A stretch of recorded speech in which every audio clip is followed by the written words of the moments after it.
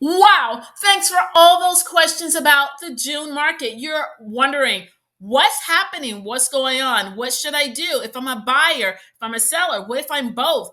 What should I do so that I can navigate this market? So, what I want to do is I want to kind of do a deep dive overview of what's going on across the valley. Then we'll talk about the different cities, which cities are appreciating more, which ones have plateaued out for a minute, and which ones have taken a slight dip just because of the supply and demand. Remember, if you've got more of a supply and lack of demand, that drives the prices down. So let's take a look. Let me know if you have questions. I'm here to answer them. So now we are looking at the overall view. Active listings are up 45%. Then, when you look at listings under contract, we're down 0.9%. Actually, that's not bad when you consider the number of listings on the market. And the overall median sell price is up 0.4%, 0.4%. Let's be clear. But our overall closed sales is down. But when you look at things, you have to just keep those kind of things in mind. And then when we look at the amount of accepted contracts, we have to be able to identify what does that mean?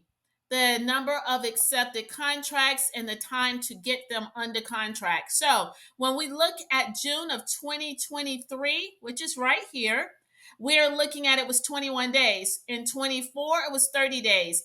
And 25, that is 42 days. But you have to also remember, is your house priced correctly? If you want to go in a little high, now you have, then the market has seen it high and now it's been on the market. And then we look at the days of supply that we have. In 23, we had 59 days. In 24, we had 91 days. And in June of this year, we had 130 days. That's a great deal of supply and inventory. And I want to come here and I want to kind of go over this. And these are for all areas. And you're probably like, okay, Donna, that's way too many numbers. I need the Cliff Notes version of that. So, what does that mean? It just means that the main three reasons that are affecting people and these are buyers going into the market and purchasing homes, because you can look at your overall pendings are down. That means people buying homes is down. Why? It's affordability. We have 2.4% in inflation. Then we have our jobs report is not the greatest as well.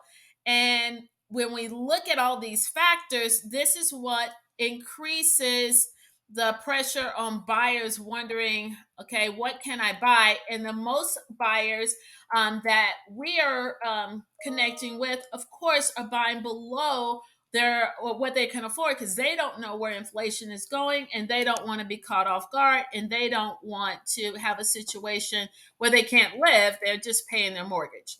So, therefore, certain price range of homes, you'll see those homes sitting a little bit longer, not because the buyers, we don't have buyers that can afford those, but just people are being a lot more conservative. So, compared to May, sales were down in June. This is kind of a hangover, really, from April with all the surprise tariffs. People just not knowing. There's so much. There's so many different uncertainties. And then when you look at the mortgage index rates, which rose 18% over the last year's index, that's huge. So that affects our buyers' affordability, which affects our sellers' ability to sell. So we have to keep those things in mind as we are selling as well as buying.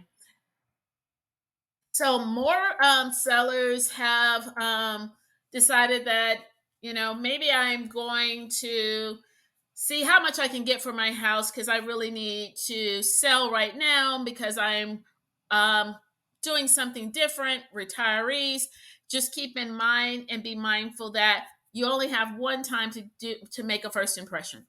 And I want you to see that here because we're seeing days on market for sale. It went from 76 to 80. Days on market active from 90 to 94. Under contract, accepting backups. It actually went down some. And this is when you might, as a seller and a seller's agent, you leave it under contract, taking backups, making sure that that buyer actually qualifies before you switch it to pending. So looking at those numbers. And as you can see here, our active listings price per square foot overall across the valley went down some. Monthly sales per square foot went down some. Just keep those numbers in mind. And then I'll come over here and I want to talk about this. You can see the changes as far as the cost per square foot. Paradise Valley, Scottsdale, they seem to be holding strong, but we see Wickenburg is negative. We come down here, Anthem is negative, Youngstown is negative, El Mirage is negative, Sun City West is negative. And if your city, I don't call it out, I just want you to see where we're negative. And we have a good positive in Eloy at 7.8%. And I point that out because a lot of times people look at Paradise Valley and look at cost per square foot in that percentage increase. And this is a 6.6% in Paradise Valley.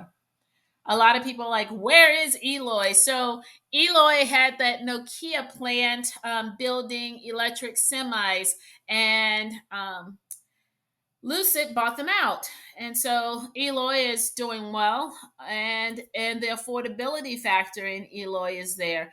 You have homes that no HOA, nice size homes, new homes, and that's just appealing for a lot of people.